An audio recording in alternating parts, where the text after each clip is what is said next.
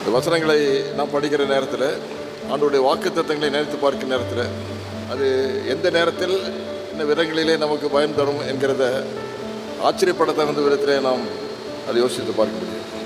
இக்கட்டான சில நேரங்களிலே, ஆபத்தான சில நேரங்களிலே, வியாதி துன்பங்கள் இடுக்கண்களின் மத்தியில் நாம் சிக்கிக்கொண்டு தவிக்கிற நேரங்களிலே, நமக்கு ஆவியான மூலமாக நாம் மனதிலே பதித்து வைத்த, ஏற்கனவே வாசித்து தியானித்த அந்த வசனங்களை நமக்கு நினைப்பூட்டுகிறார் என்றால் அதை நாம் மனதில் வைத்திருந்தால்தான் அவர் நினைப்பூட்டுவதற்கு ஏதுவாக நம்முடைய வாழ்க்கையில் ஆண்டவருடைய திருவசனத்தை, வாக்குத்தத்தத்தை, ஆலோசனையை, எச்சரிப்பை